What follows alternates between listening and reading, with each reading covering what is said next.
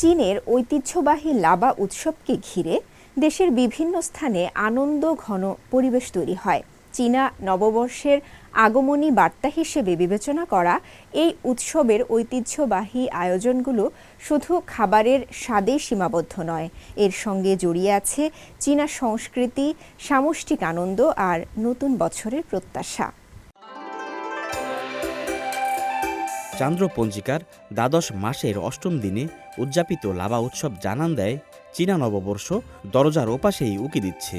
এবছর সোমবার লাবা উৎসবের মধ্য দিয়ে শুরু হয়েছে বসন্ত উৎসবের মাসব্যাপী প্রস্তুতি। দক্ষিণ পশ্চিম চীনের সিচুয়ান প্রদেশের মিয়ানইয়াং শহরের চিতং কাউন্টিতে লাবা উৎসব উদযাপিত হয়েছে ঐতিহ্য, সংস্কৃতি আর সামষ্টিক আনন্দের মিলন মেলায়। গ্রাম বাংলার বাজার জুড়ে ঝুলেছে রঙিন লণ্ঠন, চারপাশে ছড়িয়ে পড়েছে উৎসবের আমেজ। ভোর থেকেই গ্রামের মানুষ একত্রিত হয়ে বড় বড় হাঁড়িতে রান্না শুরু করেন লাবা পরিজ, যা এই উৎসবের মূল আকর্ষণ। কাউছিয়া গ্রামের বাসিন্দারা 4টি বড় পাত্রে প্রথমে চীনাবাদাম সিদ্ধ করেন, এরপরে যোগ করেন সংরক্ষিত শুকনো মাংস, মুগ ডাল, লাল শিমের বীজসহ 10টিরও বেশি স্থানীয় উপকরণ। সাধারণত লাবা পরিজে থাকে অন্তত 8টি উপাদান, যা চীনা সংস্কৃতিতে সৌভাগ্যের প্রতীক। চাল, ডাল, শস্য, বাদাম আর শুকনো ফলের এই মিশ্রণ রান্না করতে লাগে দীর্ঘ সময়। প্রতিটি উপকরণের রয়েছে আলাদা প্রতীকী অর্থ। শীতকালীন সংরক্ষিত মাংস আর নানা শস্য একসঙ্গে মিশে নতুন বছরের সমৃদ্ধি ও ভালো জীবনের কামনা প্রকাশ করে। ঐতিহ্যবাহী রেসিপির পাশাপাশি এখানে যোগ করা হয়েছে ভেষজ উদ্ভিদ ও স্থানীয় বিশেষ নুডলস, যাতে ভিন্ন স্বাদের অভিজ্ঞতা পান দর্শনার্থীরা।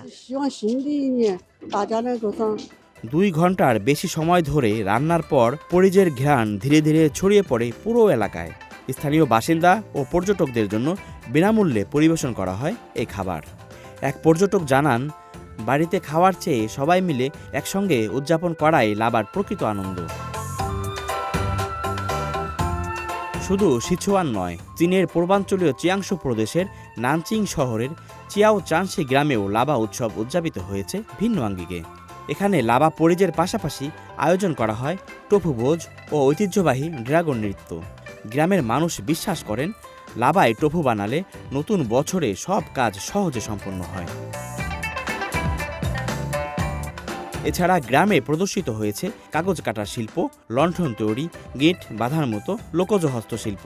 সন্ধ্যায় ঢোল বাদ্যের তালে শুরু হয় শতবর্ষী ড্রাগন লণ্ঠন শোভাযাত্রা, যেখানে অংশ নেয় শতাধিক শিল্পী।